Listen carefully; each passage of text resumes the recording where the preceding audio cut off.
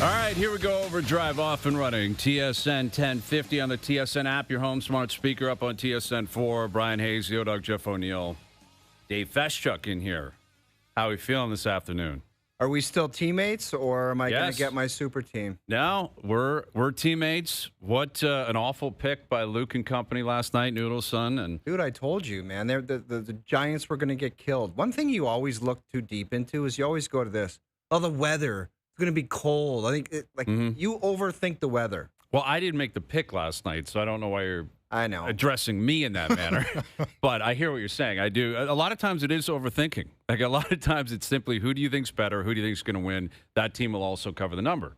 And that's what happened last night. And that's impressive by New England. Like the Giants stink. They're awful. They got kickers who are chunking field goals. Did you see that? Yes. Younghoe Koo. That was one of, I've never seen that ever in my life. Like I didn't know that was a possibility. To chunk a field goal. That's a 60-degree wedge after you bomb a drive, right? And you're staring sod over a football. A ball. Over a football. A football. Yeah, a 47-yard attempt. And afterwards, he claimed he saw the bottom of the ball oscillating, which I think is a complete cop-out. Dude, no, he didn't. No, he didn't. No, he didn't. Yeah, he claims he pulled up my on it. God. He claims he pulled up on it. Right. Which is kind of what everybody that chunks a 60-yard wedge claims. Right? Exactly. Like swing thoughts. It's swing thoughts, but I mean that was wild. And isn't that just emblematic of we are the New York Giants? That's the Giants. You've never seen something this bad.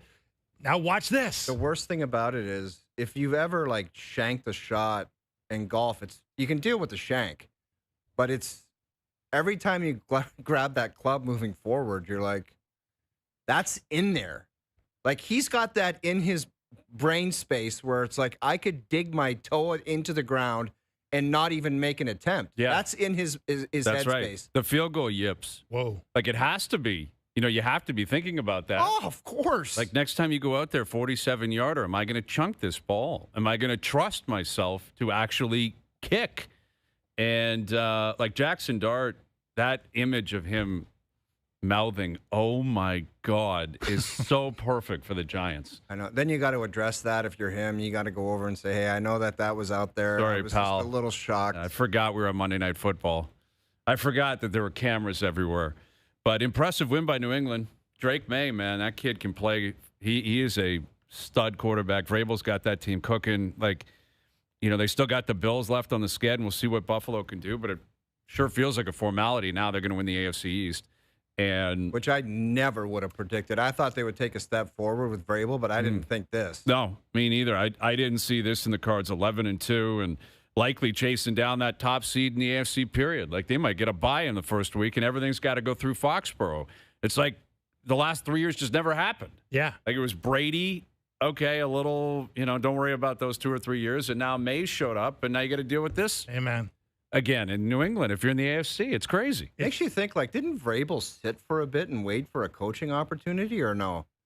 I believe he missed did he miss a year? Sure. What are other teams thinking? Are the guys just sitting there, and they're all trying to think outside the box and get these wonder kids that are offensive geniuses? That guy was sitting there. Yeah, he did. He missed a year. He got fired, and then he sat out a year. Because remember, the chatter was him and Belichick available at the same time. Oh, yeah. And then New England obviously brought him in, and it's worked out beautifully. So credit to Vrabel and the Pats. And let's not forget, for all these years we had the debate, is it Brady, is it Belichick? Why are the Patriots so damn good and so damn annoyingly dominant?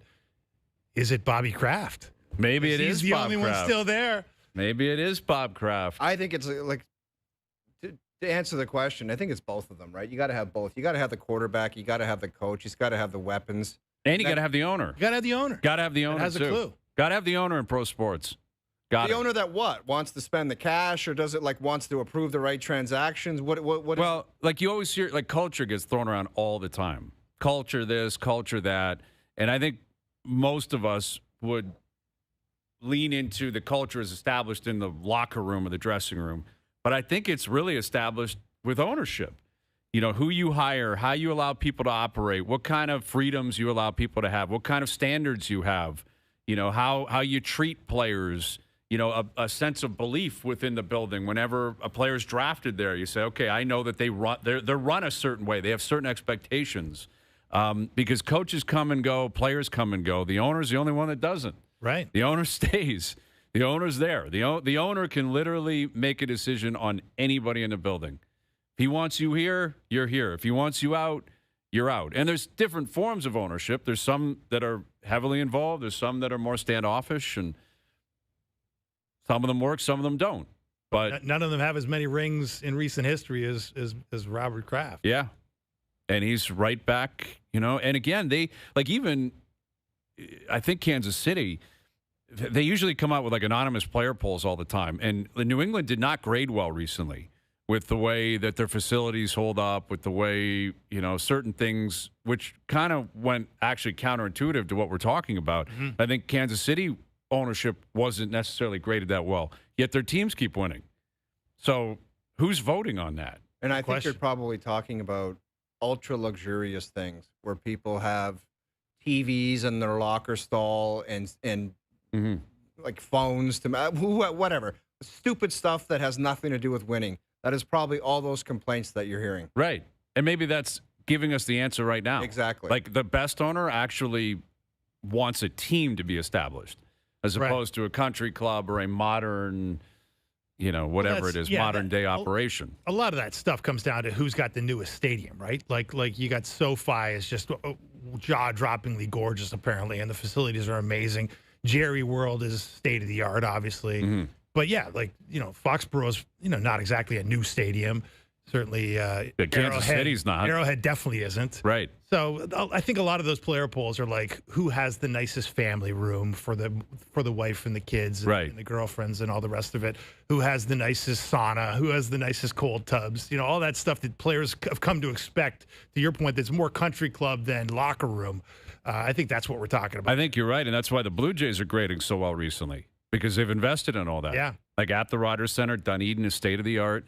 Now, in 15 years, they'll grade out, right? In 15 years, all of a sudden, this place stinks. Yeah. You gotta pump some billions into this thing. But it generally is, what have you done for me lately in terms of ownership, pumping money into it, and having some sort of a vision where, and it works. The Dylan Cease contract became official today, which took a while. It took a while. It was a week ago, over a week ago, I believe, when it was reported. Which that's a long physical. Mm-hmm. What are they putting this guy through? Guy could have been out of town, but I think for $200 million, you might want to end your vacation, wouldn't you? Maybe fly up or do whatever you have to do, and I'm sure we'll hear from him soon. But that became official, and the Jays are linked to everybody, right? They're linked to everybody. Oh yeah. And it's flipped to the point where now you believe that they actually can get these guys, and they might actually have to start saying no. They might actually have to pick, as opposed to being chosen, which always felt like a part of their process, right? Maybe a player will accept their offer. Or now, it's I think if they want Bo Bichette, I believe they can get Bo back. It's going to cost them a certain amount of money, and they'll figure that out when they figure that out. Kyle Tucker, I don't know enough about him. We'll see. Maybe he's got his eyes set on somewhere else. But it kind of feels like Tucker might be in a situation where he's just looking for top dollar, and Toronto works fine for him. Mm-hmm. And the Jays are going to have to choose, which if that's the case, if that's accurate, and that's a lot of the reporting out there from a lot of heavy hitters in baseball, things change quick, because this time last year it was, can we even get in the meeting? Is there a chance this guy's even going to accept our pitch? Are we getting used for leverage? Are we getting used for leverage? And now it's more, it feels like other teams are what are the Jays going to do? What are they actually up to? Because they pounced on Dylan Cease, and we'll see what else they do the rest of the offseason. But winter meetings starting early next week. So isn't that where a lot of this stuff goes down? A lot of the pieces start being put in place in terms of Tucker's going to go first, more than likely, in terms of the big contract, kind of established whatever the market is, and then they'll take it from there. But there's no stopping you from signing a guy. Guys are getting signed. Bullpen arms are starting to get signed. Right? Jays signed Dylan Cease. If you want to pay the price, you can pay the price. But, I think at the winter meetings you'll expect more activity. And that's when trades start to pick up as well. What's going to happen? What are the Jays going to do other teams? But it'll be fun. It's going to be a fun couple of weeks, couple of months, I think, tracking what the Blue Jays end up doing. Duthie coming up later this hour. We got Leafs Panthers on TSN 4 tonight. Big game for both teams. Big game, big week. You got the Panthers tonight, Carolina on Thursday, Montreal at home on Saturday. Well, we had a Buffalo Sabres super fan walk in here, and he was happy today, wasn't he? Yes, he was. The Sabres beat up on your Winnipeg Jets last night. And as I told our friend, there is no bigger insult in pro sports than when your team... Stop it. You don't have to just rub it in. It's a fact. I know. He's right. The Jets had a players-only meeting after losing to Buffalo, and but it you're happens saying all it's the so time. insulting to Buffalo that there's a players-only meeting. Always. There's two things that are insulting to teams. When a team loses to you and has a players-only meeting, which is there's a direct correlation. Happens in Buffalo all the time. Anyone that loses to Buffalo, close the doors. We got to figure this out. Right. And the other one, which I think is more insulting, and this is a coach that always does it generally, is when a team beats you and comes out and goes, "We were awful. That team deserved to win tonight." That is so insulting. Like, you know who used to be famous for that was Pop. Popovich used to do it all the time. Oh, yeah. Roll into town. Raptors were terrible. Spurs would win by 12. He'd be like, "We were awful tonight. I can't. That team was so good. Man, did they work their asses off tonight." So well coached. It's like, Pop, you won by 12. You pulled your starters out with 3 minutes to go. What the hell are you talking about? So insulting. But he'd do it all the time. He wasn't alone. A lot of guys do it. But when a team is so bad and you beat them and you basically apologize. Yeah, well, that's what Brad Marchand does with the Leafs. Yeah. Everything he talks about, those guys are different now. They got a lot of a different look. He knew. Yeah. If the Florida wins tonight, he will lay it on so thick. Oh, my God. They play so different. They look different. These guys mean business. They'll be right there at the end. It'll be nonstop. And then it's just the thing that really kills you and, kind of reveals him as the greatest troll in the NHL is the whole stuff about, and that market, they don't, it's like we don't understand what we're watching. Like he's, I know, there's been 25 games and they played good for 3 of them, but we have no idea what we're watching. Like the people that watch this team and just put so much pressure on these guys and basically have no idea what they're talking about. That's essentially what he's saying, right? Yeah. And it's laughable, but it's expert. Like he knows exactly what he's doing. And there's a certain portion of the fan base, I think, that buys that and believes that and says, you know what, Marchand's speaking for me. That's what I said yesterday. That's so crazy. Is he has been killing the Leafs for 15 years. Yeah. He has been the biggest villain this team could ever have. You couldn't create a player in a lab that a fan base should hate more.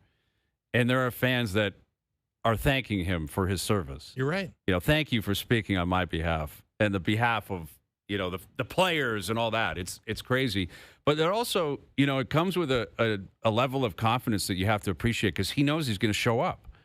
Like, that's the crazy thing about him in his career. He's not a big guy, wasn't a high draft pick, right? Wasn't a well-known name coming out the queue. Was, kid from Halifax. What's this guy got? What's he all about? Joined a Boston team that was really good. Started on the fourth line. Had to build himself up. And he is so confident that he is going to show up and play. And produce, exactly. And I'm curious how the Leafs respond, not to him and the antics and his commentary, but just in general, because the Leafs are coming off a good win. Scott Laughton is trying to kind of drag that fight into them. I saw Laughton today say, "We don't like them, they don't like us." Okay, that's great. Does Austin feel that way?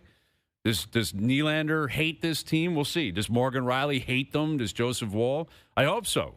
I hope they show up and look for a fight tonight. Not literally, but figuratively. And this would be a big win. The Leafs can pull this off. A big win tonight. The biggest key for the Maple Leafs is if they're smart enough, which they should be because they're an older team and they've been around the block, to understand you're feeling good after the Pittsburgh game and everybody got their goal and everybody's loosey-goosey. And can you flip the switch and say that's not even going to – the Pittsburgh Penguins look like they had a secondary Halloween party the night before the game. Well, and they responded last night. They did, a poor game. but it's not going to be anything like that. So be smart enough and veteran enough to understand you're going to have to fight for every inch. You're going to have to dump the puck. You're going to have to battle. You're going to have to be physical, and it's going to be a completely different game. And the score at the end of the night is going to be 3-1, 3-2, or 2-1. So do you want to commit to that game? I hope so. Yeah, I hope they pull. I think they can. It's just a matter of will they do that tonight? Will they do it? And look, they have to look at this as a game they need badly, and it's a game that Florida is vulnerable, man. Like, yeah, the Leafs could feel sorry for themselves and say, well, we're vulnerable. Carlo looks like he's going to be out, might need surgery. Mm-hmm. There's no sign of Chris Tanev. Anthony Stolarz, no one's quite sure what he's up to. And those are not good storylines. And you can definitely, if you wanted to be a pessimist in that locker room, you could say, oh, we're screwed without these three guys. But you could also just look across the hallway and say, they don't have Barkov. They don't have Matthew Tkachuk. I mean, this is a very wounded, wobbling, two-time defending champion. And this is our moment here. Like, this is when you got to get these guys. Like, we don't want to see these guys in the playoffs. Nobody wants to see them in the playoffs. So let's keep them out of the playoffs. Right. Exactly. Launch yourself back in, it's December, but pick up 2 points tonight. Put yourself that much closer to that playoff line, but also knock them further down. I think every team that plays them has to look at it that way. That has to be the mentality. You do not want these guys to be the 8th seed, the last wild card in the East, with Barkov potentially coming back, with Matthew Tkachuk potentially getting healthy. Like, that would be a nightmare. Yeah. Nice reward for having a great season. You play Florida in the first round. That would be an absolute nightmare for a team. Terrifying. To face them at the 8th seed. Terrifying, because they got a lot of guys out. Like you mentioned, the two big boys, but there's depth players that are out. Look at Tampa. Like, Tampa's dealing with a lot of injuries. And, again, the Tanev and Carlo out, that's 2 of your top 4, and they're going to be out for a significant amount of time. It's scary, for sure. It's not a positive story, and they've got to overcome that. But Hedman and McDonough have been out. Yeah. Those are 2 of their top 4 in Tampa. They keep winning. They keep playing. They keep rolling. And I'm curious where the Sam Bennett storyline goes tonight, where, again, if the roles were reversed and Player X knocked out Bob last year in the playoffs, Player X would be in trouble tonight. He would have the most difficult night of his career. Do you think Sam Bennett should be expecting that tonight? Who's going to do that? Well, I think Dakota Joshua. I think Bobby McMahon can lean on him. I think, are there Jake McCabe in a position to do that? I don't know. I don't know who's going to go up and challenge him. I'm not sure who that would be. But even if you don't challenge him, can you make his life difficult tonight? Can you catch him a couple times? Can you scrum with him and punch him in the head a few times? Correct me if I'm wrong, but he put Stolarz out fairly early in the series. Right. Playoffs. I know. I hear you, but playoffs are always a little different. Was there any sign of retribution in the rest of that playoff series after Anthony Stolarz was knocked out? Even the idea of when he touches the puck, he's going to get his ass handed to him, like hard hits. You didn't really see that. I didn't see it. I don't know. I love what you're saying. I love the idea of it. The question is, will you actually see it tonight? That's a lot of those things that you just discussed in that one sentence. It's not what these guys are about. So why would it show up tonight? I don't know. Well, and that, is a part of their profile that I think has to change if they want to have success. Because you would think Dakota Joshua would say, I wasn't even here, guys, but I'm going to kick that guy's ass tonight because this is my team now, and I know what happened, and I'll deal with it. But who knows if that happens? It just feels like a moment that I don't know if it would galvanize them or not, but I don't think it could hurt. It feels like you put yourself in that room, someone goes up to him, and maybe he doesn't accept the call, and maybe Bennett goes, I'm not doing that, or whatever. He's the right to do that. He's fought before. He will fight. I would guess he'd probably accept the challenge. My guess would be Bennett would probably say, sure, let's go. Especially if you're not, don't jump him or something like that if it's off the draw. But Tampa would do it. Florida would do it. We'll see what the Leafs do tonight. Yeah, Tampa and Florida have had some wars. Guys getting hit, like Barkov getting hit or Hagel getting hit or, Ekblad doing something. Yeah, because it was like, you hit us, we're going to hit you back. I don't care if it was intentional, not intentional, if it was just, someone's going to have to pay a price for that. But we've been waiting for that for a long time with this team. I know. But I'm with you, if you're one of the new guys, and Dakota Joshua, you coming off a decent little stretch here where he's actually kind of started to look more like the player they hoped he'd be, with a little more presence out there, that wouldn't be a bad move, right? Just to say to yourself, hey, I can take this little project on here. Mm-hmm. Go at Sam Bennett, give Sam Bennett a cheap shot or fight him or cross-check him or, whatever. Take his head off in some way or another that would at least draw a little bit of attention, and I can say, hey, I know what happened last year. I'm a member of this team now, and it's not going to happen anymore. Yeah. That would be a glass half full. Yeah. Pull up. Whoever's going to take on the project better be ready because that guy. Oh, yeah, he's a tough customer. That's the thing. Like, he's not a heavyweight, but he's tough. Yeah. Like, he's tough. And that's why I think he's an old school guy that would be like, he'd almost be expecting it. Yeah. He's probably surprised it didn't happen during the playoffs. Well, so the goal is for him not to finish the game and say, I can't believe one guy didn't touch me tonight. Yeah, I guess that's what it is. It doesn't have to be a fight, but someone's got to send some sort of a message. Someone in a scrum's got to pop him. Someone's got to, if he's got the puck down the boards and you got a chance to finish your hit, you have to do it.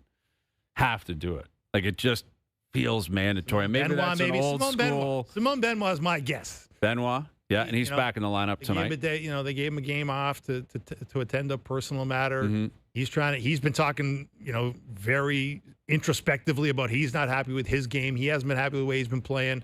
He's hard on himself. Like, that's a play you can make. Yep. Right? You pinch down on the boards and catch Bennett in a big moment coming out of his zone. Like, that would not be a bad thing for Simone Bennett to do to energize this group and energize this fan base. Because right now, like, you feel like, to your point, like, Sam Bennett's tough. Like, you think you're going to be cheap. He can be cheaper, right? He's proven that throughout his career. And he's also a really good player. He's the reigning Conn Smythe Trophy winner. It's just not about the ruthlessness. The ruthlessness isn't the only thing that makes him good. But, like, you got to get back at him. You can't get back at him in November for what they did to you in the playoffs because it's just not on the same level. But you can chip away at it. Yeah, you can at least make a statement that we're a different team this year, that we see things differently now, and we see you in our sightlines, and we're going to have a crack. Yeah, like, I don't think you can overstate how, like, big of a night this possibly can be for the Leafs to launch into something else. Like, haven't played well. You've won 2 of your last 3 games. Big game in Florida. You go out, get and win, play aggressive, get some retribution, clean, not crazy. No one's calling for anything stupid, but just play with a bit of a chip on your shoulder and a bit of an attitude tonight. You might galvanize the market because the market's kind of waiting for it. They always will swing back, regardless how people respond or feel about it or define it. Leaf fans are waiting to jump back on. They're waiting for you to show them anything that can get people excited again. And again, it has the potential for a big week. You get a win tonight, get a win in Carolina, then the Habs on Saturday night in December. That's going to be a great vibe downtown. Great vibe on Saturday night at Scotiabank. You get that. Again, it's crazy to think considering how they played this year, but things can change quickly. It's on them to try and do it. All right, Duthie coming up, and we got MJ from the rink as well. Again, the game on TSN4 tonight. Confirm it tonight coming up just over an hour from now. We're streaming on YouTube Live on TSN's YouTube channel. OverDrive continues. TSN 1050 and up on TSN4.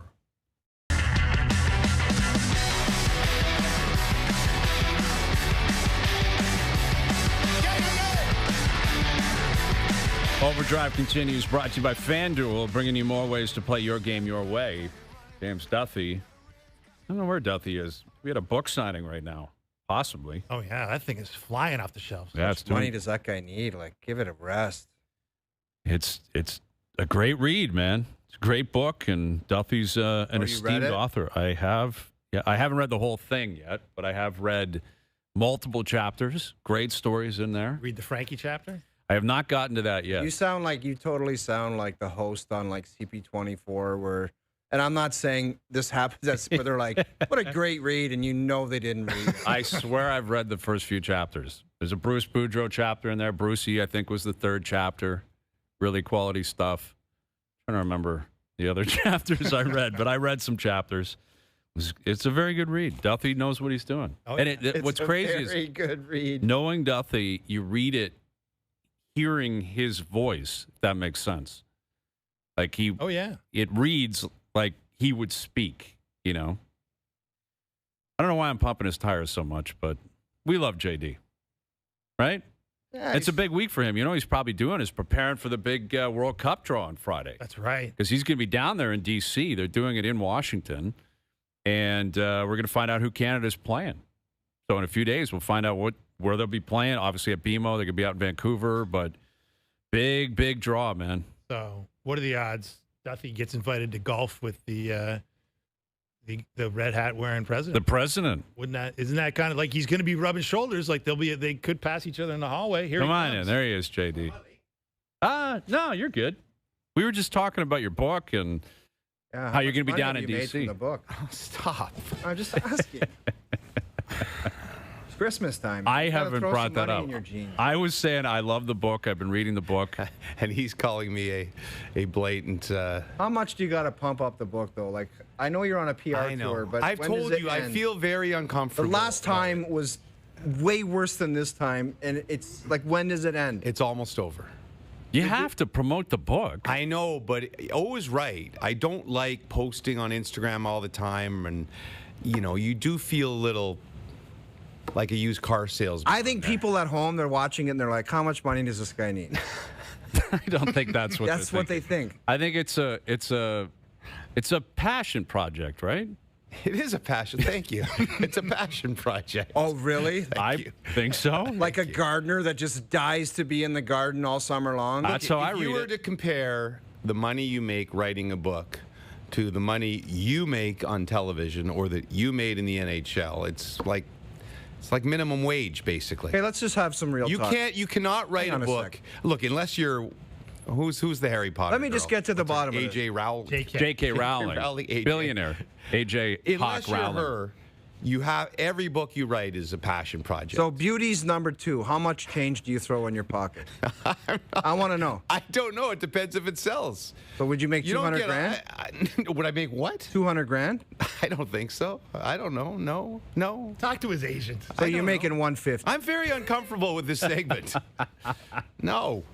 It's a great book. Thank you. It is a great book. A passion project. It's a passion project. That's going to be Beauty 3. Beauty's 3, the passion project. It's a passion project. That's right. As it should be. What are you sitting down with guys like you to hear stories? That's but a dream of mine my entire life. Honoring the NHL PA and the NHL alumni. Exactly. With his great writing. Yeah, shouldn't you support that? Why does everything come down to money to you? Why is it always about that? Because I know that's the only reason you did it. Not passion, money. I such a dick. Vehemently disagree. Vehemently. We're also talking about the big draw on Friday. Yeah. So you're going to be down there in D.C. How much am I making for that? You want to know? Is FIFA greasing What's you? the extra fee you charge TSN to There's no extra fee for the draft.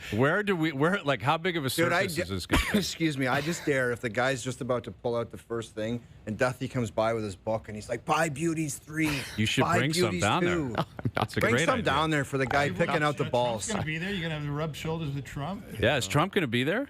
You know, I had heard last week that in the rundown for the show, they had allotted a 4-minute speech to the president, to which I said, okay, we're going 45 minutes heavy. Oh, yeah. Because he's never made a 4-minute speech.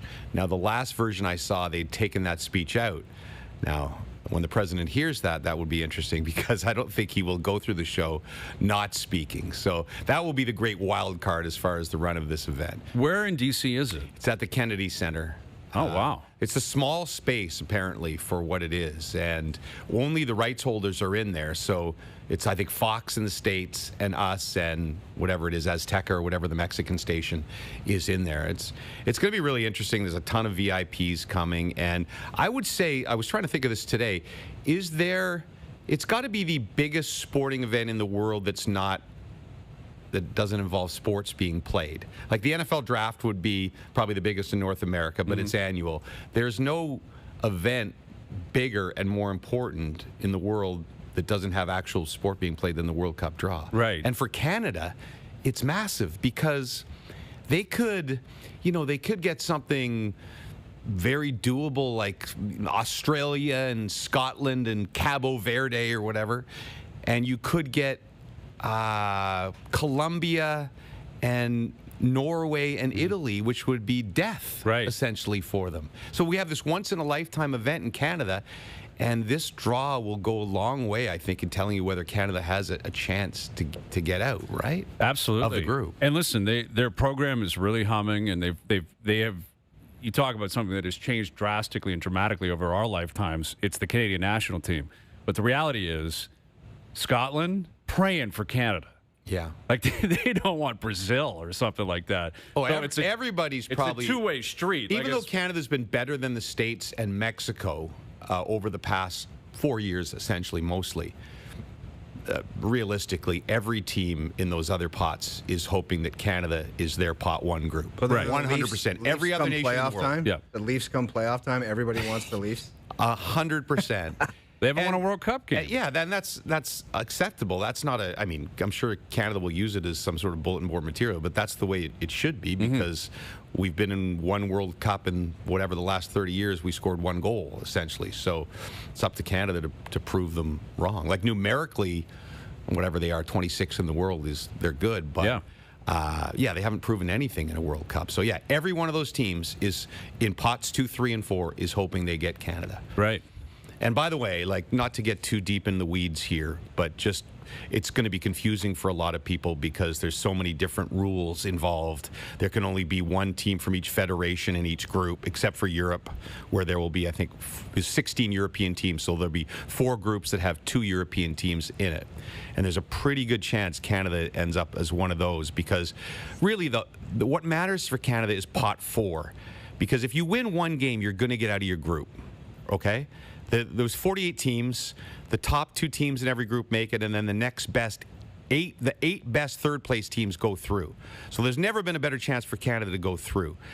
So winning one game, if you get, I keep saying Cabo Verde or New Zealand or somebody else in there. Haiti's in it, aren't they? You can't play Haiti because they're CONCACAF. Oh, man, we want Haiti. Jordan is the other one. All right. Canada wants Jordan, Cabo Verde, or New Zealand. But because of the way the algorithms and everything work, like they can't play Haiti, they can't play Curacao. There's 2 of the playoff groups that they can't play because there's a CONCACAF team in there.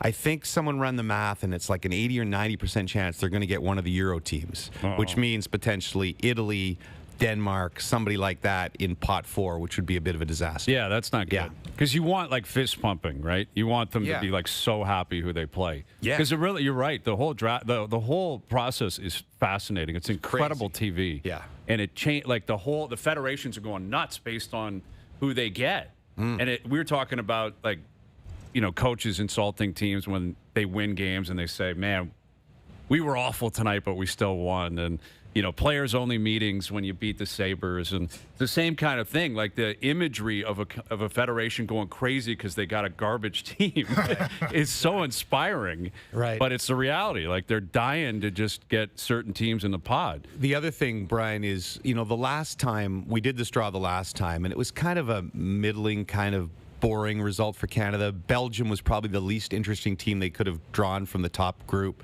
and Morocco, Croatia. And I remember Herdman was kind of shrugging his shoulders when he was in the studio with us when we did it. I think the last World Cup would have been the World Cup where Canada needed to get like Argentina or Brazil and have that big game as they return to the World Cup when the stakes weren't very high because nobody expected Canada to do anything. Now the stakes are higher. Now's the time. Italy, Canada in the opening game in Toronto would be amazing. Awesome. But you don't really want that if you're Canada. You don't want to get but you're not getting Argentina or somebody like that. But you don't want to get Colombia or somebody like that from the second pot. So, although it's going to challenge so many people, like Joe from the Bridge, Andy Petrill, all our friends who have been rooting for Italy forever. They're Italian. It's like, all right, who are you rooting for? Canada versus Italy. No, it'll be Italy. 100%. I hope not. I hope not. I've had this conversation with a lot of football fans from Croatia last time when they were in, and they were like, "Sorry, man, I'm Croatia. I've been Croatia forever." And I was like, "What? But you were Croatia forever because Canada wasn't around. But you've lived your entire life in Canada. Now Canada's in there. You have to be Canada." Sorry, I can't change. Yeah, it's and crazy I think a lot dynamic. of Italian fans are the same way. It's not only Italians, to be clear. It's all like if you're an English fan, if you're Portugal, whatever it is, England, whatever. Absolutely. And I don't think we should resent that as Canadians. I just grew up. I had nobody but Canada. Yeah, exactly. So, but yeah, it's going to be super fun. And if they, not again, now I'm getting into the weeds again, but by chance, if they get a good draw and they could win the group, like the difference between winning the group and coming second and third is so massive. If they win the group, they have their game, they stay in Vancouver, they get 8 days off, and then they'll play a third-place team. So they could very realistically get to the group of 16 where they will stay in Vancouver again. Wow. And home field in soccer is probably bigger than any other sport. So you finish third, you're going to like San Fran or something and probably playing Argentina or something like that, and you're done. Trouble. Right? So, yeah, it's going to be a really fascinating day. Yeah, What's I cannot your deal wait. at the World Cup? Are you going to be with Canada? Yeah, at the outset. I mean, look, Luke and Steven and Kevin, those guys are the soccer guys, and they'll cover most of it. I mean, Luke and Steven will be doing the Canada games, but they'll be hosting. I just stick with Canada the entire time. I know my limitations. Right. It's going to be awesome, though. It's going to be amazing. Cannot wait. Yeah. Got anything for us? I'll be fired up to watch that as well. Yes, Getting me paid too. like $75,000 per game. For That's the World pretty Cup. good. Every time Canada don't wins, doubt I am bonus in the contract. Hey, okay, I want to Yeah, get. you are. It's outside of your am not. contract. It's outside of your contract. Are you invoicing for the DC trip? Be honest. No, I am not. Okay. We got to have some golf talk here, Duthie. Yes. You are Mr. Golf around here. Certain Eldrick Woods turning 50 on December 30th. Just had his little press conference the other day. Talked about his 7th back surgery and all the rest of it. Not playing for a little while here, but he's allowed to start ramping up the training. Like, what's your Jerry's percentage on Tiger playing on the senior tour? I think he will. I think that maybe he never wanted to his whole life, but he's so competitive, and realistically, he's not going to be competitive on the PGA Tour anymore. I guarantee you he doesn't think that. Oh, I'm sure he doesn't think That he can't win on the PGA Tour? He probably but he's still... no longer. He used to. I don't know if he ever said this out loud, but he told everybody, "I'm not playing on the Seniors Tour." But he was asked about it, and he said, "I think he will. I do think he will." I know. Again, I hate to say this, I've kind of lost interest. Like, we've been through this so many times, all these comebacks. And, 5-6 years ago, I was like everybody else. Man, Tiger's back out there again. It was all we go to the Masters, and it would always be the #1 story, no matter how hot Scotty Scheffler or Rory McIlroy was. If Tiger was playing, it was the #1 story. He was probably the #2 story if he wasn't even on the property. Yeah. But I said a couple years ago, I just don't think it. He'll always move the needle, but I just don't. It's not the headline story anymore. It doesn't excite me when Tiger's in an event because it's going to end up being a WD or probably a miscut. And that's not knock on him. He's just been through way too much physically. Yeah, I mean, like these back issues, like he talks about it as if he just, it was like he fighting a flu or something. One like of these that. doctors has got to have told him, you can't swing a golf club. You got to be Yes. close. You'd think it would be close to one more surgery away from just not doing this anymore. The interesting thing, though, and maybe you guys talked about it, if Tiger did play, so if a Champions Tour event in Dubuque, Iowa, is up against maybe not a major on the PGA Tour, but the next, maybe like the Harbor Town or something like that. something like Tiger. does it outdraw? I think Tiger in the final group at a senior event would outdraw it. I think you'd have like Rich Lerner and Brandel, the whole crew flying up to. What if they're up against like Sawgrass, like the players? No. I think a flash in the pan chance to see Tiger playing in a legitimate tournament, like maybe winning something, even if it never mattered to anybody. Yeah. I just think he's so big, and there's such a massive audience for that. They would probably trump everything else. Yeah, I hope he does. I hope he does. It'd be great for the Champions Tour as well. Yeah. Right? It would be spectacular. So, Well, we'll see. yeah. All right, JD. Well, we got Leafs Panthers tonight. Big game. I know. We're probably going to have to roll out. I can see our opening montage of black and white of last year, Game 7. Get all the Leaf fans mad at us for showing that again. Sad music. Now they're back. The 2 last-place teams in the Eastern Conference. One desperately needs a win. O-Dog calling it a must-win. Leafs Panthers next. I know it's coming. I heard them editing. I think I heard my voice in there yelling about something. Your voice is always the negative. It's always I can't believe I just watched that. the worst game I've ever seen. You do end up in a lot of teasing. This franchise is a joke. We're cursed. Leafs Panthers next. And it's like, great. It's always I'm setting the tone for how awful things have you've been. become the opinion guy at the network, so that's how you end up in the teases as opinion guy. I charge per opinion. I'm sure you do. I invoice per Why opinion. don't you write a book called Opinions by Brian Hayes? I might do that. Just Takes, My Takes by Brian Hayes. I might do that. Yeah. How much time did it take Don't expect to. It takes a lot of time. I know it takes a lot of time. It takes a lot of time. It's a labor of love. Labor of love. A book takes a year, probably start to finish. You've written a couple, right? Yeah. Half a book. Would you say a year? Here and there. Yeah. Yeah. I'm not writing 8 hours a day or something. Right, but you put time aside and you're like, I gotta chip away here. Yeah. Okay. I mean, who's the guy writing the like the Game of Thrones book or whatever? I don't know. The Fire and Ice. Crazy. Isn't he like 12 years writing the next one? Is still not done yet. Man, you're creating a world. Yeah. That's.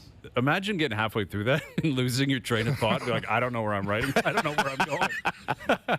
Like, this thing's toast. Yeah. I can't get out of it. I got to start over again. I got to go right this back. This plot makes no sense. I just created a character that makes no sense. No way, crap. My lead character got killed in the last book. What am I doing? Right, exactly. I totally forgot about that. Yeah. All right, JD. Anyway, the book promotion, thank you, everyone, for putting up with it.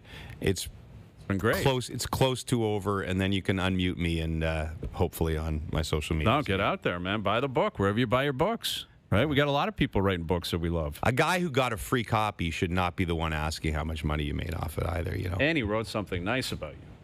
Yeah, very That thing will stay in my dressing room for 6 years. No offense. Why would he? So I could write whatever about you, and you would never read it anyway. I haven't even read what you wrote. All right. What if it was defamatory? What if you wrote I'll consider that for the next book. You should. Just absolutely The sewer him. unauthorized Jeff It will O'Neill. sit on top of the other one for 6 years. I do have stories that could destroy you, but I've left them out because I've been kind. Everyone does.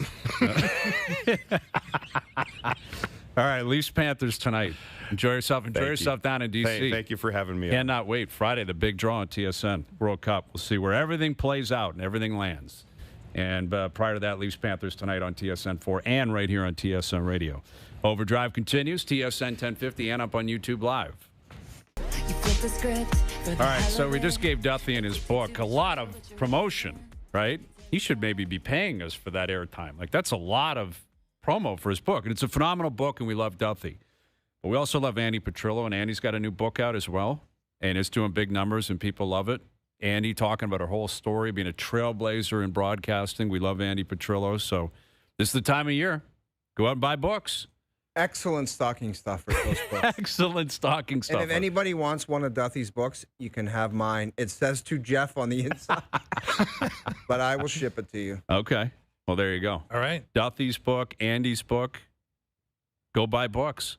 No doubt. Right? Big book people on this show. Let me ask Big you supporters. This. When's the last time you read a book Start to finish? Front to back.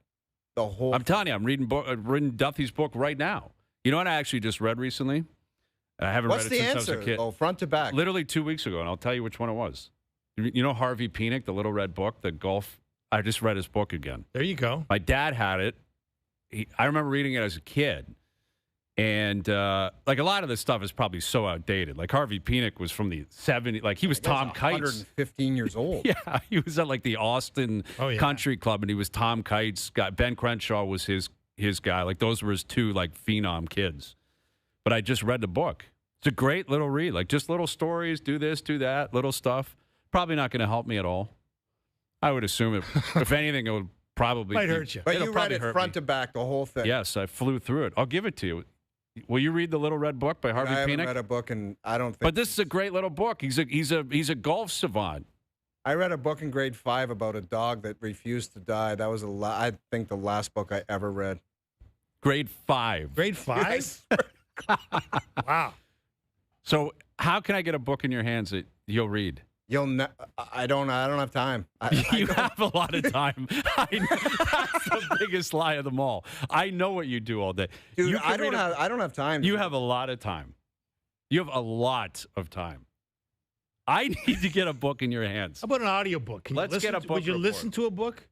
I don't know, man. What if Andy did a little audiobook of Andy Petrillo's new book? She's got one. She's got one. There you go. Duthie's Okay. one of my close Beautiful. colleague. I'm not reading his, but I'm not going to act like I'm going to read Andy's either. But I recommend buying. So you both. recommend Andy and Duthie's book? I'm not a reader, man.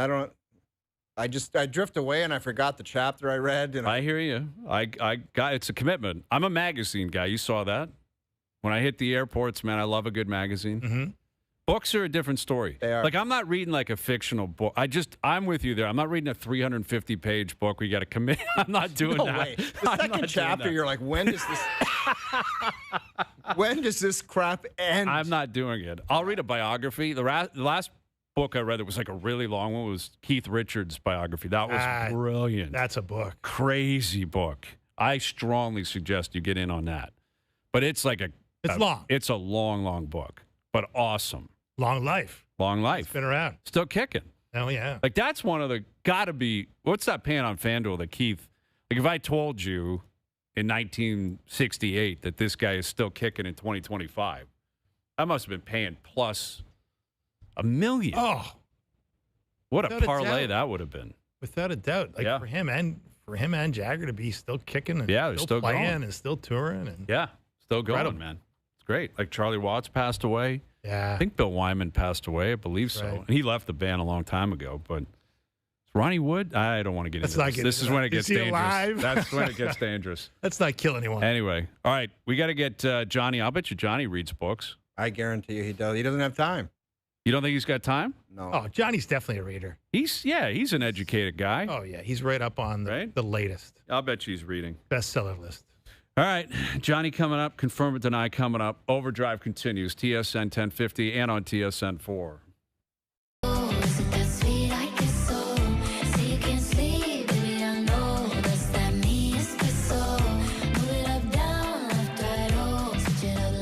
Hour 2 Overdrive continues, powered by FanDuel, bringing you everything from the opening line of the final score. Brian Hayes, the O-Dog, Jeff O'Neill, Dave Festruck of the Toronto Star.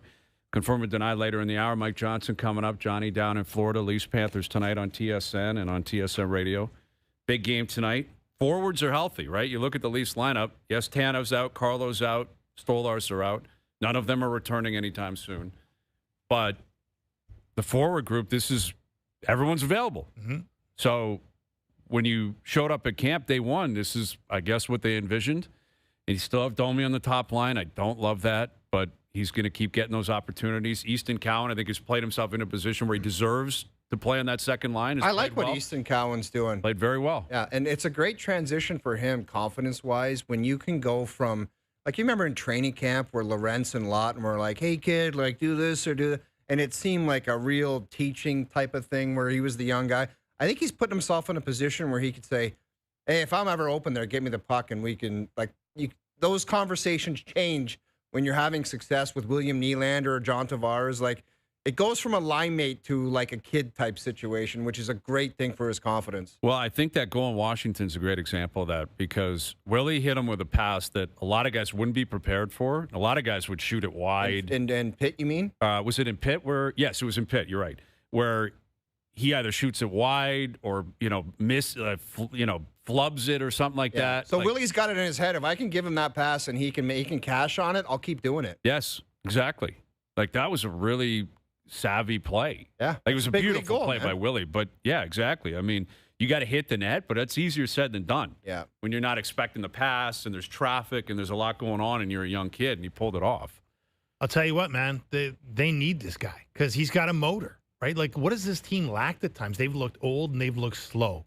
And here's a young guy who just keeps going, right? Mm-hmm. Like he may not be the fastest guy in the history of the league, but he's fast enough, and he's got incredible energy, and he's got decent hockey sense. He finds himself in good spots. So I think good players can, to your point, good players can respect that and say, look, he's one of us. Like, he's working his butt off, and he's trying to find empty ice where he can make a play, and you got to respect that because they don't have enough of that right now. There haven't been enough guys. All the guys they brought in have had only fleeting moments of even marginal success, and he's been the hit of the new guys in town. Dave, it's been a while since I talked to you. What have you made of Austin Matthews' game thus far? I know he's had the injury, but just overall big picture impression. I mean, it's flashes of the former great player that we once knew, but only flashes, like the goal he scores the other night, where I think you would tweet vintage. I think you tweeted vintage Austin. Haven't Matthews, seen that right? a lot in 2 years. Haven't seen enough of it,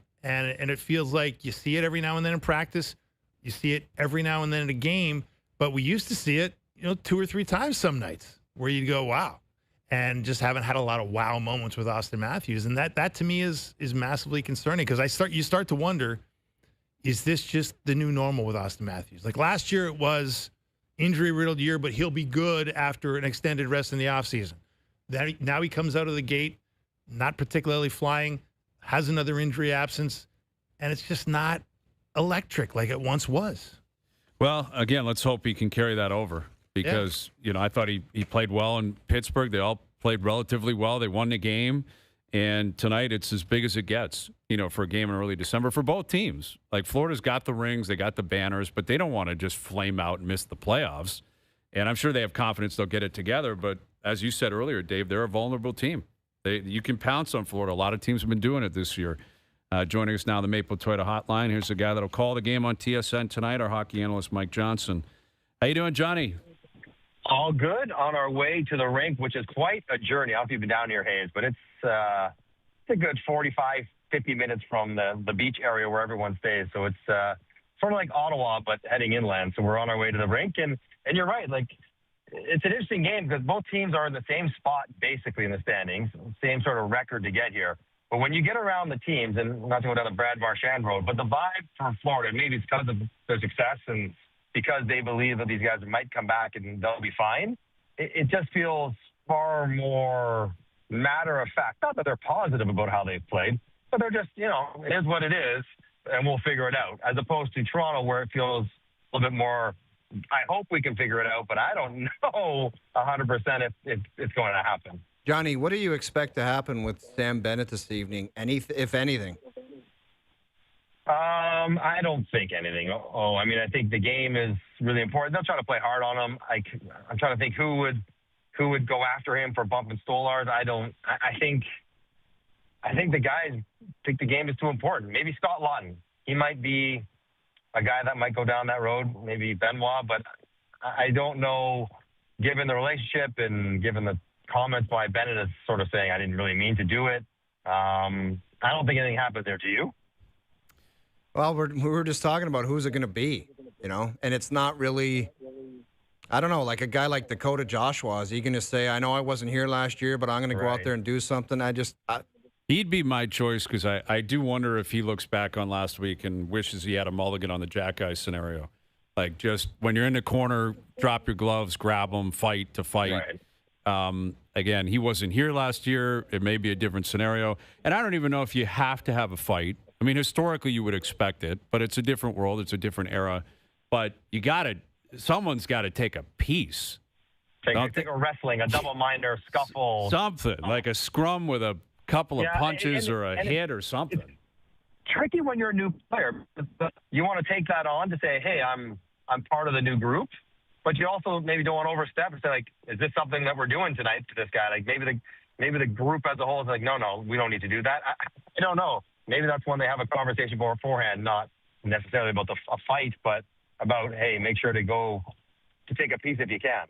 Well, and furthermore, like if you do, and then Florida's reaction's like, all right, let's get crazy tonight, how comfortable are the Leafs going to be in that situation? Is that a better road? The game in the alley is the game that they are always more comfortable than just about any other team in the NHL at playing, and they're better at playing that way. They've lost 2 in a row.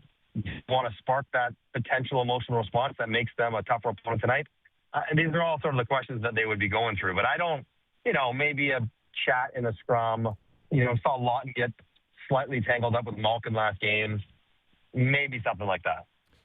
So, as Hayes pointed out, MJ, the Leafs have their forward group essentially intact now with Lawton back, but the D group obviously in some sort of shambles. When you hear today, Craig Berube giving updates on Brandon Carlo, the idea that he's going to be out longer than they expected, might need surgery. The Tanev situation remains cloudy, and obviously the last line of defense, Anthony Stolarz, is still a big question mark about when he may or may not return. I mean, how do you think they've been dealing with those 2 huge absences on the blue line, and B, what is the strategy as they go forward here to try and sort of get by without 2 key cogs?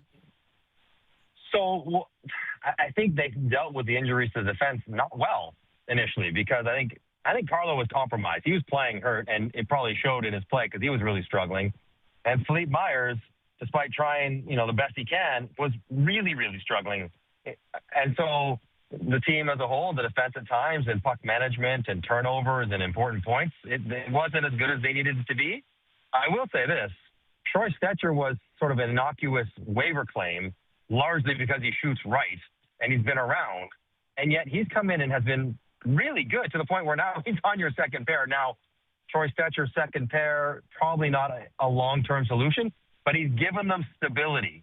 He's given them good minutes where the team is not hemmed in, and he battles and he does what he can, and his underlying numbers are very strong, amongst the strongest on the team. So since he has come back, it has been better, or since he has arrived, it has been better. But now with Carlo gone and your third pair is going to be Myers and Benoit on the road, we'll see what happens tonight. But I don't know if there's anything they can do about it. They're going to wait on Tanev.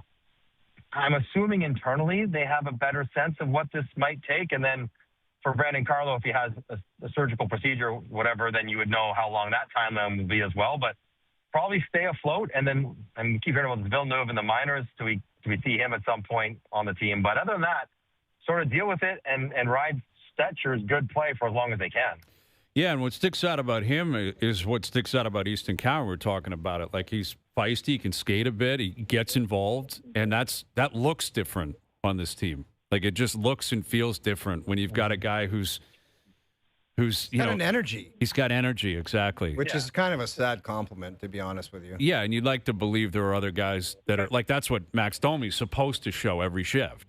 Like, is a guy that you notice just based on he's buzzing around. But I've been impressed by Stecher. It was a good waiver pickup, and he's helped them. We were talking about Cowan prior to you coming on, and how he looks comfortable. Johnny, he looks like he looks like a pro out there, and that's probably the best compliment you can give a 20-year-old.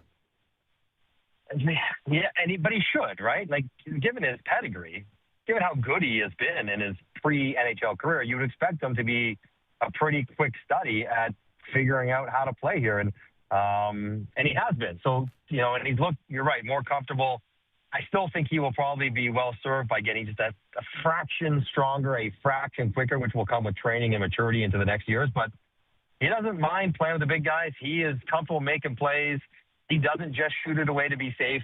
He doesn't mind being on the power play with them and sort of handling it and moving it around and taking the high ice. And, that sort of arrogance that great players play with, he's got it. And he's got it in a situation where he's not the best player on the ice by a long shot, and he doesn't care. It's a good thing. So they've needed his spot to be filled by him. They are much better when one of those top 6 spots is filled internally by a guy who seems to be capable of doing it. And I think as he gets more comfortable, guys, the points will start coming. Like, he creates like a lot of close chances, and once he gets finishing those chances or a little crisper with those, then the points will start to pile up as well. And if the power play could ever score consistently, like what that would do to feed guys who like points, I know, like, you can get some cheapies on the power play, and all of a sudden your 5-on-5 play gets better, and that's somewhere that all the players in Toronto could use an uptick. With Mike Johnson, our TSN hockey analyst. So Winnipeg got pumped by Buffalo last night. Hang on a sec. Brian Hayes thinks the most insulting thing in pro sports to a franchise is if you have a players-only meeting in Buffalo after the game. Because he finds it very insulting. It's always Buffalo. We lost to Buffalo, close the doors. We got to talk. Hayes, I think I was playing 1 year in Arizona. We were terrible. And in the span of like 3 weeks, we beat 3 teams.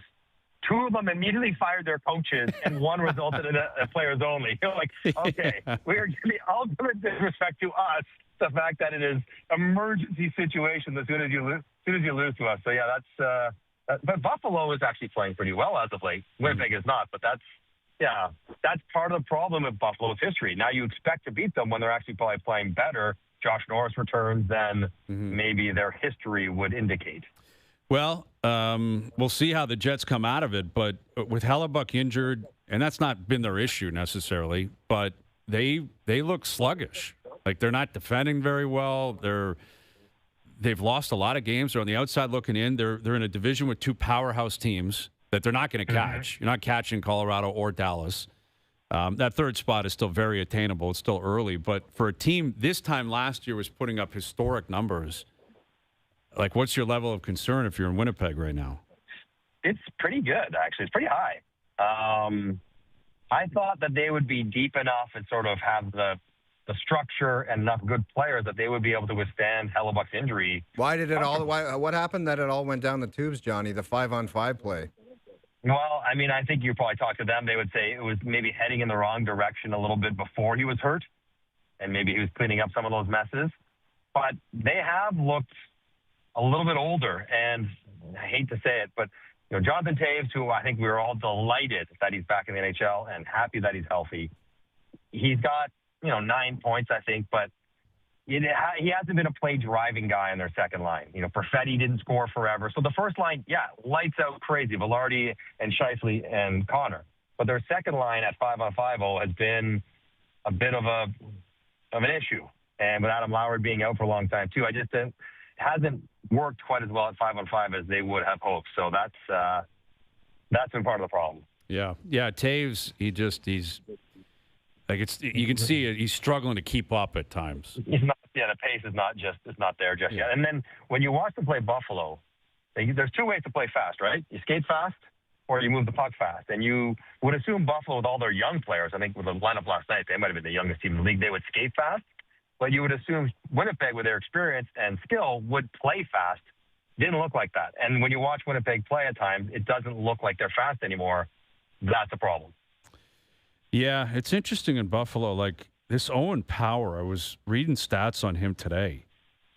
Like his game log, like he's got 7 points in 25 games. I know he didn't come in as expected to be the next Cale Makar. But signed an $8.5 million contract that's given to him. First overall pick. They jumped in front of it, said long term we want you, and the numbers just are not very flattering. No. And I don't know. I mean, I was a kid. I thought I had a chance to be on Canada's radar like a couple years ago. Yeah. Like if he and it's not like the play is overwhelmingly good, where it's like, oh, the stats just don't match the play. It's you're. Yeah, it gets out muscled a lot, and it's. I don't know I think Matthew Barnaby described him as a mouse in a giraffe's body, which is a tough. It's a tough description. Yeah. But, yeah, he's a big boy, and it just doesn't seem to work for him, Johnny.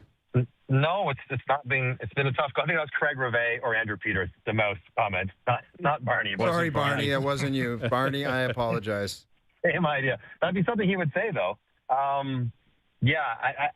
I think he struggles with a couple things. One is that he is not an overtly physical player, despite being huge. He carries himself sort of a very impassive demeanor. You know what I mean? Like he doesn't look like he's that emotional about anything, which again is maybe not ideal. He probably wants to play on the power play, and he's not getting any time there with Byram and Darlene, both who shoot left. Both are better than him at that right now. But what makes it sort of almost worse for him, guys, is that he's Kevin Adams' guy. Right? Like they chose him, they committed to him, and given where the thoughts are for Kevin Adams by that market, it probably works against him. Like they hold the fact that he's Kevin Adams' guy against them because Kevin Adams is also taking some heat in that market. So, it's tough. But could you move him at $9 million right now easily? Oof. Man, I don't know. The question is he going to Chris Pronger you, where he shows up in St. Louis or another organization and turns into Chris Pronger? Because that's what happened in Hartford. It was like big, tall guy, and then all of a sudden it's gone, and he's a Hart Trophy winner 2 years later. Yeah, and that would be the fear, of course, first overall and everything else. But I don't know. I think Buffalo would like to sort of see their full lineup play, and that Norris back and UPL playing relatively well, and see if they can make inroads so that they're playing better as of late. I don't know. They could easily go on a 10-game losing streak, as they might also go 8-2. I have no idea what they might do in that. Tough to get a read on them. Jordan Binnington pulled last night. Yeah. And him and Jim Montgomery kind of going at it as he's, and he's a fiery guy. And afterwards they said, hey, it's all good. We talked it out, whatever. But it seems like a formality. Binnington's, going to be on the Canadian team, and he's just going to be the starter and the number one. And I understand that because of his history and what he just did at the Four Nations. But his season is It's really ugly stuff. Like, the whole team is really struggling, but Binnington's numbers are really, really off. I mean, we had this chat leading into the Four Nations, but this is even more important. Like Four Nations, everyone was uncertain of what the thing was even going to be. This is the Olympic Games. Where is your comfort level with him just getting to Italy and it's going to be all good? So I don't put much stock in them sort of squabbling on the way off the ice. Like, if O gets sat down for 3 shifts, he might be like, hey, say something to the coach. Every time a goalie gets pulled, it's always volatile for those 2 minutes, right? Like, it's always combustible. Coach, players, goalie, everyone's mad at each other. So I'll put that aside. The bigger question is, how good is his game? Now, he had played relatively well the last 3 or 4 games for St. Louis, which I think is part of his frustration. I think he goes there no matter what. I don't know if I'm naive to think that Doug Armstrong being the GM of the Blues also factors into that, plus his success. It's such an easy to say, yeah, like, I get it, he hasn't played well, or his numbers aren't good, but, in the biggest games in his career, he's come through. And so we trust he's going to do it again. So he can, and there's 3 of them.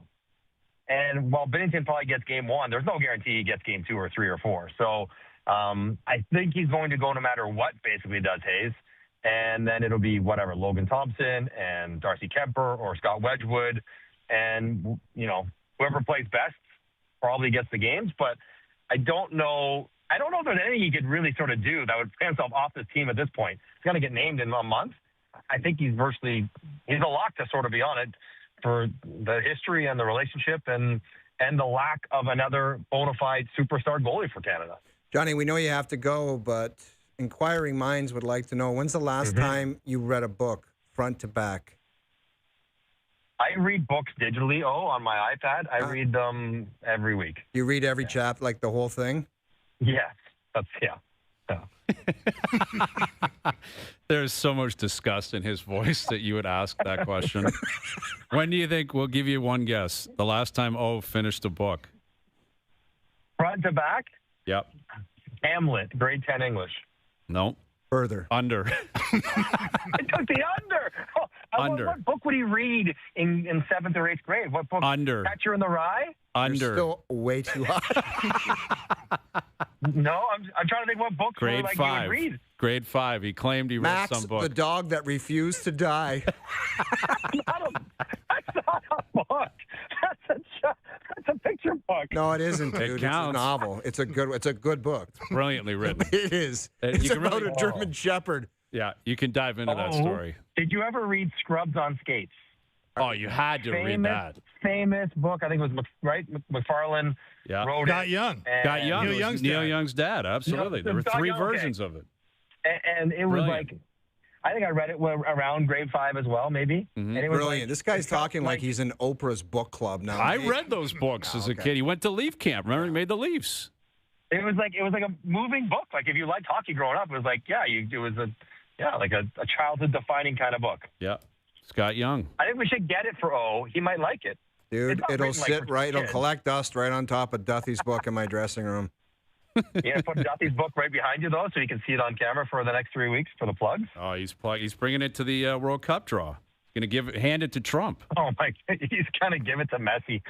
Yeah, hand it to Messi. Hand it to him. Say, congrats, I wrote something for you. Personalized. All right, Johnny. Good luck tonight. Right, should be a good game. We'll catch you on TSN. Pick it up. Download it. Max, the dog that refused to die. It's a great one. I am going to put a picture out there if I can find it.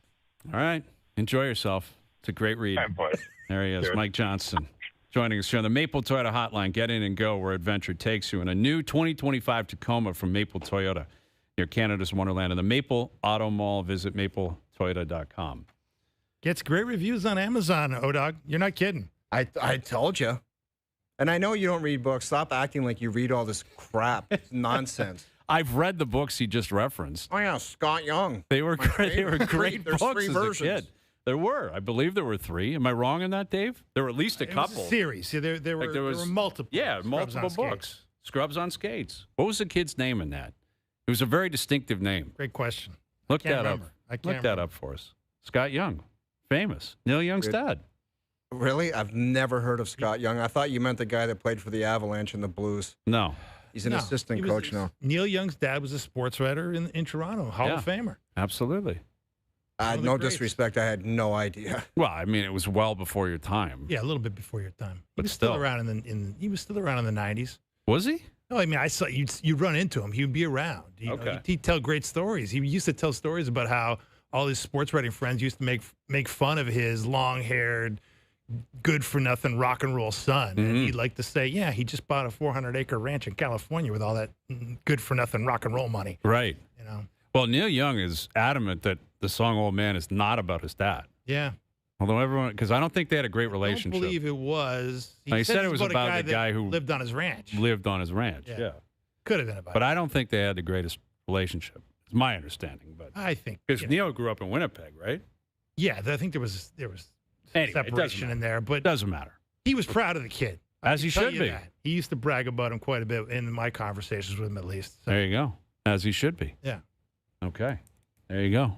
You learn something new every day. Every day. You can always pick up a book and learn. You always Doug, can. what would it take, though? If you could get, if there's a tell-all on Tiger Woods' lowest moments or... I want it on the Golf Channel. I don't want to read it. You don't want to read it? You wouldn't even read, the play-by-play? I have to put it down and read a chapter again. What if you had an exclusive?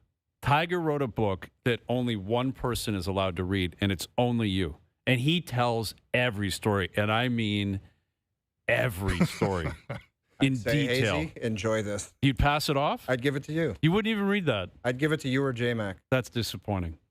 Exclusivity, one of one. You know why? Because I sit and have coffee with you before we start this show. I talk to you probably more than any person on earth, and you could just tell me what was in the book. You'd want Mike Cole's notes? Of course, because you would beef up the stories even better than they were. I don't know if I could do that to Tiger if he trusted me. I don't know if I'd do that to him. Anyway, confirm or deny coming up. Alek Manoah's got a new job. I'll tell you about that. And Scotty Barnes with a big distinction this month. Raptors back in action tonight. Portland in town. OverDrive continues. TSN 1050 and up on YouTube Live. I can neither confirm or deny that this is in fact a segment. Boston trades Andrew Raycroft to Toronto in exchange for the rights to Tuukka Rask. It's been my honor and a privilege to serve as the general manager of the Toronto Maple Leafs Hockey Club. It's time for Confirm or Deny. Do you regret giving all those gentlemen the no trades or no movement clauses? Well, I can neither confirm or deny that. I can't confirm or deny. All right, I can confirm that Alek Manoah has signed a contract with the Los Angeles Angels. 1-year deal, I think a little under $2 million. 135. Hey, worth a shot. You know, is. I'm pulling for the guy. Go. Hopefully, he can return to glory. That would be amazing. But that's the team. They're always desperate for pitching. Always. They never get it right in LA. It's amazing what, you watch what Ohtani does with. You talk about ownership and a belief and a desire to win. You put the best player in the world with an owner. And Roberts and the supporting cast. You got back-to-back champs. Mm-hmm. And you got owners in Anaheim, their owner, who did he just hire as their next GM? I don't know. I actually don't know. I didn't see that. Is that new? They just hired somebody that did not have a massive resume, I believe. Well, the Anthony Rendon stuff really jammed them up. I guess he recently, we talked about him last week, agreed to part ways. He's barely played. He basically took money and just said, I don't like playing baseball anymore. That hurts. Said that his first year after he signed the contract. Right off the bat. He'd show up at camp. I just don't really want to play much. Actually, very blunt. I have an appreciation after the for first year, he's like, baseball's not my whole life, Yeah. It's not my priority. It's well, you're making $30 million a year. Shouldn't it be somewhere on the priority list? And then Trout's hurt all the time, and it's just gone south. They're just a team that never gets it together, never gets it right. But we'll see what Alek Manoah has in store. Also, Scotty Barnes, Defensive Player of the Month in the Eastern Conference. And the Raps back in action tonight. All right, confirm or deny. At least one major award will be won by a player or coach on a Canadian team this year. One major award by a player or coach this year. I think Travis Green's got a shot to win Coach of the Year. Mm-hmm. Yeah. I think Demidov could win the Calder still. He's in it. Schaefer's clearly leading the charge right now. I'm going to confirm there's a chance. I'm not real confident that it's 100% because if you look at the Coach of the Year, John Cooper, Joel Quenneville, Colorado. Yep. Has to be. Yeah, has to be. Mm-hmm. Like, stop ignoring the wagons. Yes. Like, everybody ignores the wagon coach. Mm-hmm. But it's weird when, like, I was talking about this on Jay's show last night. 6 of the last 9 Hart Trophy winners were on Canadian teams. Like McDavid, Draisaitl, Hellebuck, Matthews. You've had Quinn Hughes win a Norris. And, like, none of those guys That's not happening this year. Not happening this year. Like, Hellebuck's obviously out now with the injury. He's not going to win anything. No. Matthews isn't going to win anything. Hughes is not winning the Norris. Travis Green and Demidov are your only hopes. I think Marty St. Louis got an outside chance at the Jack Adams. Possibly. If they have a good second half. I mean, you think Suzuki, probably the front runner right now. You think Suzuki could play himself into a Hart contention? Like if he stays hot and they get in? I don't know what his defensive metrics are because it seems like that's a massive part of winning the Selke. Well, and Barkov's out of it. Barkov can't win it this year. You know, that's a great that might be the one because, you know, when you hear about people talking about Suzuki being the sort of the Patrice Bergeron second coming, he's not there yet. But, you know, in a year where the guy that's won, you know, what has been Barkov's got Barkov wins it every year. Yeah, it feels like he's always in the running for it, and he's very difficult to beat. In a year where he's not going to be a factor, you would think there's going to be new blood there, right? Because, you know, Bergeron's not around, Barkov is not around. Suzuki's got a chance. I mean, if the Canadians are the feel-good story, you know, then I think Marty St. Louis and Suzuki have a chance there. Yeah.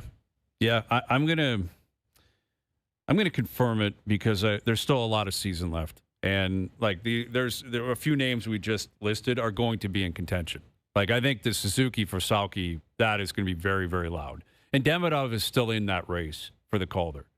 Like Schaefer has a clear lead right now, but he's still in it. This time last year, Lane Hudson wasn't chasing down the Calder necessarily, right? We thought it was going to go to Celebrini, and it ended up going to Hudson. Confirm or deny, Mike Vrabel will win NFL Coach of the Year. Coach of the Year. I'll Mike 100% confirm that. I think it's almost a slam dunk, isn't it? Ben Johnson's the one guy who could put his hand up. Yes. Right. Like, Bears are going to fall, though. I think they will, too. Yeah. But if they end up winning the NFC North or I think he'll get it over Vrabel.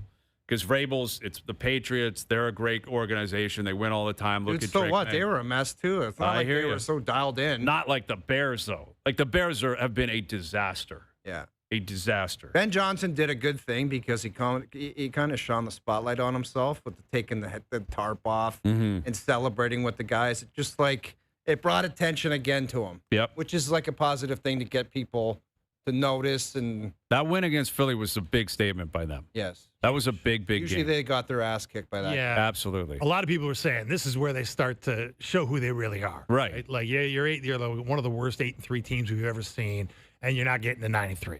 There I know. Yeah, so much for that theory. But yeah, like it's a two-man race. I'm looking at the gambling odds. It's Vrabel minus 235, Ben Johnson plus 250, and then it falls off from there. Right. So it's one of those two guys that's getting this. Has to be. Like McVay should be in the running, but he probably won't. You know, like if the Rams win out. But yeah, I think it will be Vrabel. I'll confirm it. I think it will be Vrabel. Confirm and deny it'll be a disappointing offseason if the Jays don't sign one of Kyle Tucker or Bo Bichette. It'll be labeled disappointing if they don't sign one. I 100% confirm that because it will be like you went halfway.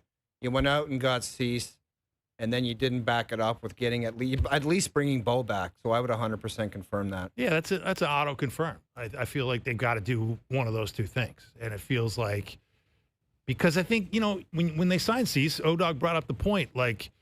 Does this preclude them? If they're spending this kind of money on the starting arm, do they have the money?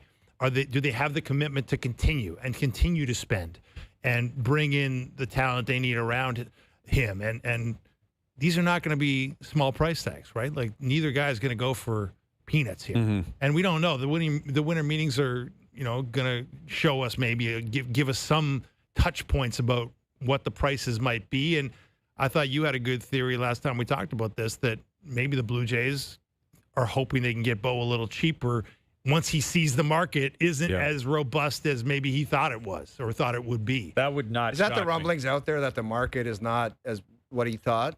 Well, we don't know yet, but again, I think Tucker will establish it. Although Bichette and Tucker are different players, and it's going to be a different tax bracket for the two of them. But also, it comes down to what position he's going to play and how many teams are looking for him. And it wouldn't shock me. There is a world out there where it's February 1st and Bo hasn't signed anywhere, and then it works out to be okay. Maybe I go back to Toronto, 2 or 3 year deal, player option. I can opt out, do it again. What happened with Pete Alonso last year. And there have been other players that have done that had to wait a long time. But I'm going to deny this because I think if you add bullpen help, there's still trades that could happen out there. There's other guys on the market, not named Bichette, not named Tucker. I don't see them in on Schwarber. I don't see them in on Bellinger. I don't see how that makes sense with the way they're currently set up. But trades are still a possibility. I don't think it has to be one of these two guys coming back to make it a grand slam offseason. Or if you don't get them, I'm not sure anything could be a disappointing offseason, considering what they just did. They have so much house money that they're playing with right now. It's crazy how much uber positivity surrounds the Blue Jays right now.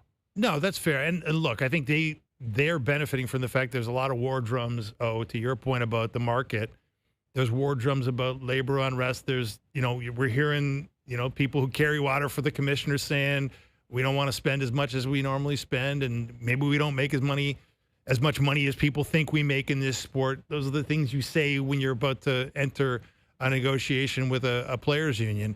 And I do think that benefits the Jays because they've shown that they're willing to fork over some big dollars here. And I think there could be a disappointment though, Hayes. If they fall flat, you're making the point that maybe they're not going to be second place anymore. They were proactive on Cease, and maybe they won't be the bridesmaid like they were for Soto and like they were for Ohtani and like they were for Sasaki and on down the list. But they still got to get over the finish line. Yes, they do. It's one thing to overpay for a guy, which is what they did with Cease, but you can't overpay for everybody. What I'm saying is I think there's an avenue that they could take where they don't want Tucker or don't want Bichette. Not that they're not good players. It's that they feel like there's another option that they can get. Now, it would have to be via trade because I don't see it via free agency right now. But maybe there's someone available out there that they feel like this makes more sense. Put our eggs into that basket, and we'll trade some pieces within the organization and bring them in. It's a long offseason. If it's some kind of lateral type thing when it doesn't make a splash, people are going to be like, meh. Yeah, possibly. We'll see. They've built up a lot of house money here. What do you think if you could ask the fan base and they could respond as one?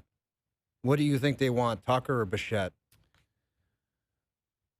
I think the sentimental value of Bichette rings out a lot with the fan base. I think the idea of bringing Bo back, he just had a great season until he got hurt. It's him, it's Vladdy, positive vibes. You know him, you know the market. There's a lot of familiarity there. Tucker's not a guy. He's not a big personality. He's not. Tucker based on stats more than anything else. People don't connect to Tucker.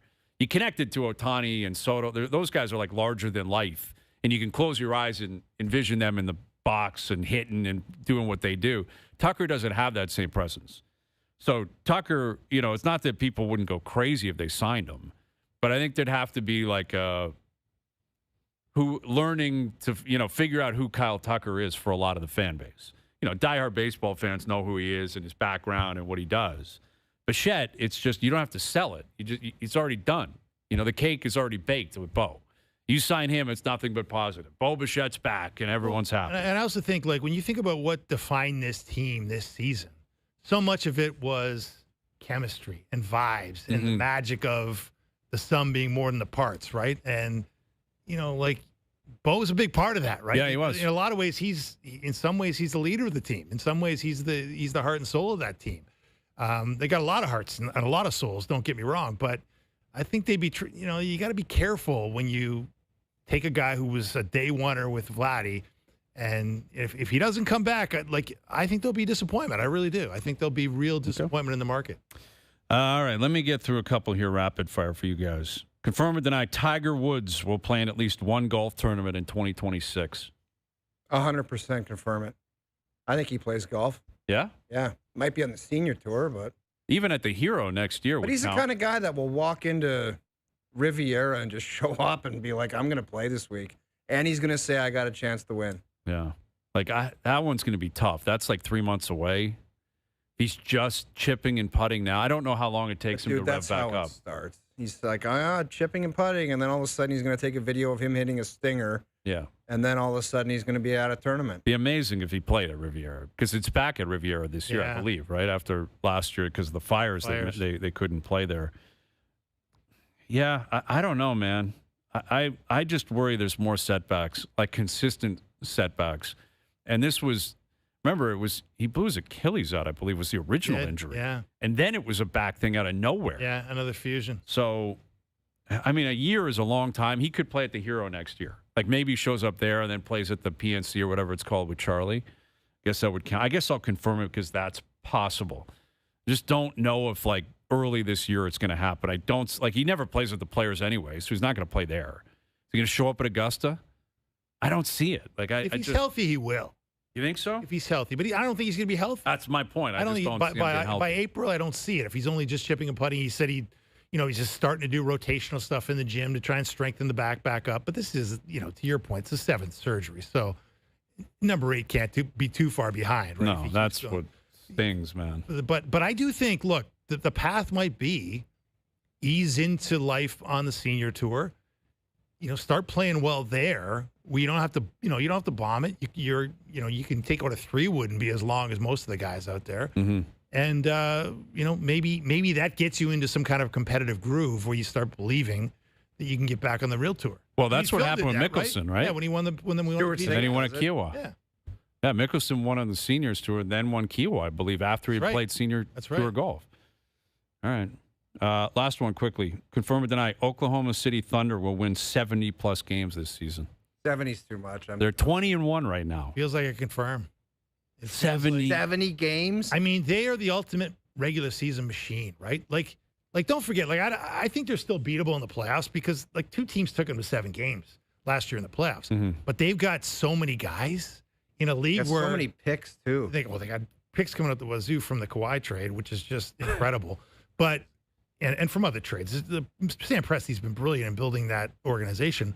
But their advantage in the regular season is a lot bigger than it is in the playoffs because they got 10, 12 guys that can play. The depth is crazy. And they just have, next guy up, and the next guy's good, and the next guy's big, and the next guy can play. Now, you can't play all those guys in the playoffs, and the playing field's leveled a bit. But I feel like they are just a regular season juggernaut because everybody else is dealing with injuries, and these guys they have injuries and they got replacements. And they'll probably make trades. They're probably at the deadline, they'll acquire a piece or two. Yeah. I'm going to confirm it as well. 20-1 is crazy. There's so many bad teams. And there's so many teams that they just run into. And it's weird because they're I don't know if. How could that be good for business, even saying that so many bad teams? And it's Oklahoma City. It just doesn't ring out, can you imagine if OKC, dude, was in NYC? That's what I'm saying. If this was the Knicks or the Lakers or the Celtics or something, it'd be the biggest story in sports. Yeah. It'd be huge. And yet it's just, Shea is kind of a softer spoken guy and he's an easy guy to like and root for, but Oklahoma City they don't have history. It's not a big market. The Lakers are a bigger story. The Lakers are winning and playing well, and that's the big story. The Lakers. Yeah. Jokic is a bigger story. And Jokic, how great he's playing. They lost to Dallas, didn't they, last night? They're more compelling, though. Denver trying to get back to the championship circles. A better story in some ways, but doesn't mean these guys aren't going to run the table. Right. You see, Luka got asked about the Raptors last night, and he's like, classic. I don't really watch the NBA. It was a weird question to ask. Was that someone from Toronto? I don't think so. Why? I get they're coming up here on Thursday, but why would you ask Luka in LA before they come up about the Raptors in 3? I get it once they're in town, shoot around on Thursday. Hey, what do you make of the Raptors tonight? We have it? I mean. Okay. Well, maybe you want to hear this? Yeah. Okay. This is Luka last night. What stands out to you about the season they've had up to this point? I don't watch much NBA, sorry. So I know they have a good record. I love the coach they have. I know he has them playing physical, but so we're going to see in this kind of report. That's a nice way of saying I have no idea how the Raptors are playing and why would I? I find it crazy he doesn't watch any ball. But if you live in LA, why would you watch the Raptors? You're a Laker. Dude, you know what LeBron does every night? He comments on every sport being played on TV.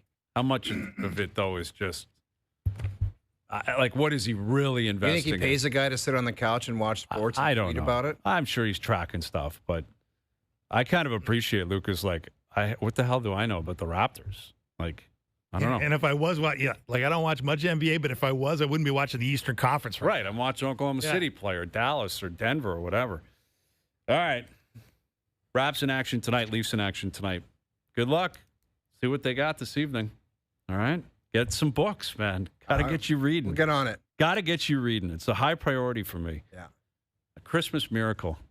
Get the O-Dog reading. A little book club. The O-Dog's book club. The O-Dog's book club. There'd be money in that, O-Dog. There'd be a lot in that. Oprah made a ton. Oprah made a ton. Just saying, hey, this is the book of the day. That's right. Okay. All right, Overdrive continues. TSN 1050 and on TSN 4.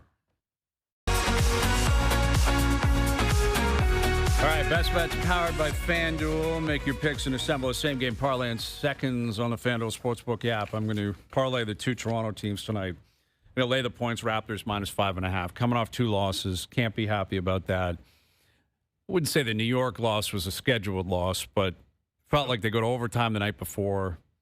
They had Charlotte, too. They were up big early in that game. That was disappointing. They had to, and they got kind of pumped in overtime, too. Badly. And then they lost bad at the Garden on Sunday. Portland's been okay this year. Not great, but the whole Chauncey Billups thing, I thought that would just implode the whole organization.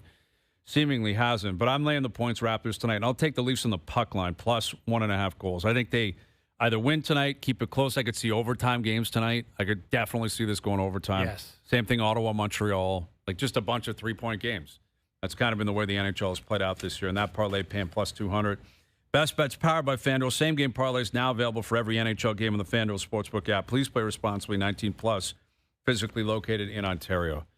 All right, Leafs Raps in action tonight. Both, I wouldn't say the Raptor game is a big game, but you want a response. Got to get back on track, right? Because it was, I thought it was alarming, Darko talking about how they were tired in the Charlotte game. They had 2 days off, right? And Charlotte was playing a back-to-back, and the Raptors haven't been on the road. It hasn't been a hard schedule necessarily. And then to your point, they looked really bad against New York with no Pirtle the next night. So, man, if you're tired 21 games into the season, that's not a good sign. And it happens quick. Now Miami's caught them. The Knicks have caught them. Yeah. Again, it's December, and they're still in a very good spot. They're 14-7. But you come back they were right there quick. with Detroit, and then all of a sudden it's like you lose a couple games. Things, they move and shake. And the Leafs, you can't emphasize how big this game is for December. They got to carry over the Pittsburgh game. They got to play well tonight. Got to take advantage when you can, man. The Panthers are depleted. Big time. All right, Dave. Good seeing you, man. Good seeing you. Thanks for doing this. Dave Feschuk of the Toronto Star. We're out of here. Thanks to everyone behind the scenes for helping out. We appreciate it. Everyone for tuning in today. TV, radio, podcast, web, and, of course, up on YouTube Live on TSN's YouTube channel. We're out of here. Enjoy your evenings. Enjoy the games tonight. We're back tomorrow at 4 p.m. We'll chat then.